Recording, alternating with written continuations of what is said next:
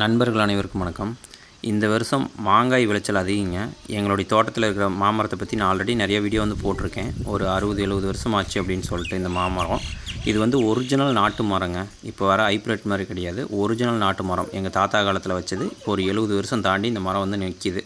ஒரு ஏறக்குறைய 2 சென்டில் வளர்ந்து படர்ந்து இருக்குங்க. இந்த வருஷம் மாங்காய் விளைச்சல் அதிகனால யாருமே மாங்காய் வாங்க வரல. ஆனால் கடையில் பார்த்திங்கன்னா மாங்காவோட ரேட்டு, மாம்பழத்தோட ரேட்டு 100 ரூபா 120 ரூபா தான் விற்கிறாங்க. ஆனால் இதில் நஷ்டப்படுறது என்னமோ விவசாயிகள் மட்டும்தான். இந்த விவசாயியோட நிலைமை எப்போ மாறும் அப்படிங்கிறது தெரியாது. இந்த வீடியோவில் நான் உங்களுக்கு ஒரு முக்கியமான ஒரு பதிவு போடலாம் அப்படிங்கிறதுக்காக இதை போட்டிருக்கேன்.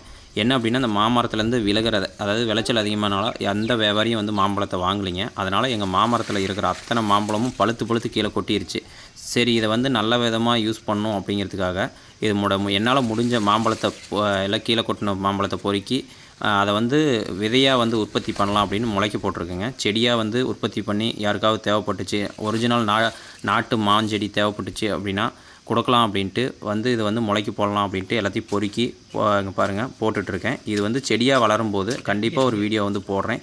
உங்களுக்கு தேவைப்படுறவங்க கண்டிப்பாக நாட்டு செடியை வாங்கிக்காங்க. ஏன்னா இது நாட்டு செடிங்கிறது நான் சொன்னேன் பார்த்தீங்களா, 60-70 வருஷம் ஆச்சு. எங்கள் மாமரம் நல்லா பெருசாக நல்லா படர்ந்து நல்லா இருக்குது. அதனால் இது செடியாக வரும்போது கண்டிப்பாக ஒரு வீடியோ போடுறேன். உங்களுக்கு தேவைப்பட்டுச்சு அப்படின்னா என்னை காண்டாக்ட் பண்ணி தாராளமாக செடி வாங்கிக்கலாம். ஏன்னா முடிஞ்ச வரைக்கும் என்னால் இந்த நாட்டு செடியை உற்பத்தி பண்ணலாம் அப்படின்னு ஒரு ஐடியாவில் தான் இதை நான் போடுறேங்க. இந்த வீடியோவை எல்லாத்துக்கும் ஷேர் பண்ணுங்கள். கண்டிப்பாக செடி வளரும் போதும் ஒரு வீடியோ போடுவேன். தேவைப்படும் போது நீங்கள் கண்டிப்பாக வாங்கிக்கலாம். இந்த மாதிரி ஒவ்வொருத்தரும் ஒரு நாட்டு விதையை உற்பத்தி பண்ணி நம்ம கொடுத்தோம் அப்படின்னா நம்மளுடைய நாட்டு விதைகள் அழியாமல் இருக்குங்க. இந்த வீடியோ பிடிச்சிருந்துச்சுன்னா நம்மளுடைய சேனலை சப்ஸ்கிரைப் பண்ணுங்கள், ஷேர் பண்ணுங்கள், லைக் பண்ணுங்கள். தேங்க்யூ.